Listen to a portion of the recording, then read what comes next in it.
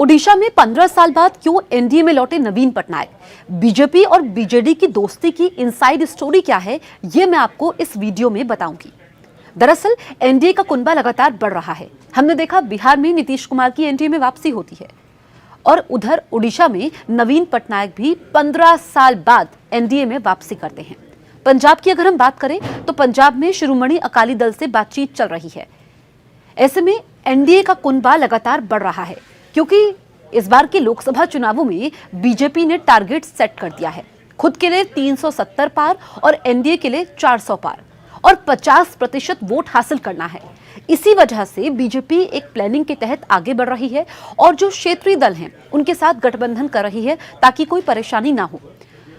अब आप देखें कि नवीन पटनायक जो ओडिशा में 25 साल से सत्ता में है, 25 साल तक उनका एक छत्र राज रहा है। ओडिशा में इसी साल विधानसभा चुनाव भी होने हैं और 2009 के लोकसभा चुनाव से पहले नवीन पटनायक ने एनडीए से नाता तोड़ दिया था। उसके बाद हमने देखा कि राज्य में कांग्रेस कमजोर होती चली गई। जब 2014 में पीएम मोदी सत्ता में आते हैं, उसके बाद विश्वास बढ़ता है नवीन पटनायक का पीएम मोदी के प्रति और एक मंजे हुए राजनेता की तरह नवीन पटनायक केंद्र सरकार का समर्थन करते हैं। हमने राज्यसभा में भी देखा, कई बिलों में साथ दिया मोदी सरकार का नवीन पटनायक ने और कांग्रेस का सुपड़ा ही साफ होता चला गया ओडिशा से और विपक्ष की भूमिका में बीजेपी आ गई। अगर हम 2019 के लोकसभा चुनाव की बात करें तो राज्य में 21 लोकसभा की सीटें हैं जिसमें बीजेपी 8 सीटों पर जीत दर्ज करती है, 12 सीटों पर बीजेडी जीत दर्ज करती है और 1 सीट पर कांग्रेस को जीत मिलती है। यानी कि बीजेपी ने अपने दम पर 2019 के लोकसभा चुनाव में ओडिशा में अच्छा प्रदर्शन किया था। लेकिन अब 2024 में बीजेपी को क्या फायदा होगा, ये एक बड़ी बात है जो इसमें मैं आपको बताऊंगी। और दूसरी बात यह है कि नवीन पटनायक जिनका एक छत्र राज रहा है, उनको एनडीए के साथ आने से क्या मिलने वाला है। तो उसमें बड़ी बात यह है कि जो एनडीए का नारा है, बीजेपी का नारा है, पीएम मोदी ने कहा था 400 पार, 400 पार का नारा है। ऐसे में क्षेत्रीय दलों के साथ सब बीजेपी गठबंधन कर रही है ताकि फायदा पहुंच सके। और दूसरी बात यह है कि नवीन पटनायक 25 साल से सत्ता में है, लेकिन एंटी इनकम्बेंसी का उनको भी डर है।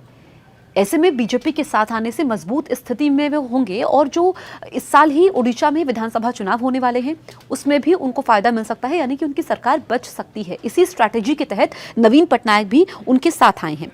अब अगर हम देखें राज्यसभा में तो बहुत सारी बातों में साथ दिया। जब विपक्ष सर्जिकल स्ट्राइक के मुद्दे पर सबूत मांग रहा था सरकार से, तो फिर नवीन पटनायक ने, उनकी पार्टी ने साथ दिया था मोदी सरकार का। चाहे हम नोटबंदी की बात करें या हम जीएसटी बिल की बात करें या हम धारा 370 हटाने के बिल पर बात करें, सब में साथ दिया गया था।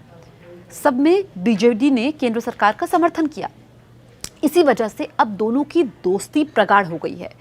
दोनों का गठबंधन ओडिशा में हो चुका है। नवीन पटनायक और बीजेपी साथ आ गए हैं। एनडीए का कुनबा एक बार फिर से बढ़ चुका है। और अगर हम देखें तो इस साल में ओडिशा में विधानसभा चुनाव भी होने हैं। ऐसे में एक खास स्ट्रैटेजी है कि यहाँ पर लोकसभा की जो सीटें हैं, एक तो 50% वोट उनको हासिल हो जाएं। दूसरा यह है कि जो मोदी ने कहा है 400 पार का नारा दिया है, 400+ सीटें एनडीए को मिले, ये एक कोशिश है। तो इसी वजह से हम राज्य दर राज्य अगर हम बात करें तो बीजेपी आगे बढ़ रही है। बिहार में हमने देखा कि नीतीश की वापसी होती है, पंजाब में बातचीत चल रही है और उड़ीसा में भी फॉर्मूला तय हो गया है। यानी कि अब बीजेपी धीरे धीरे अपने पत्ते खोल रही है क्योंकि चुनाव सर पर है। 10 तारीख के बाद कभी भी लोकसभा चुनावों की तारीखों का ऐलान हो जाएगा। ऐसे में अब बीजेपी और बीजेडी का साथ आना, ये कांग्रेस को रास नहीं आ रहा है।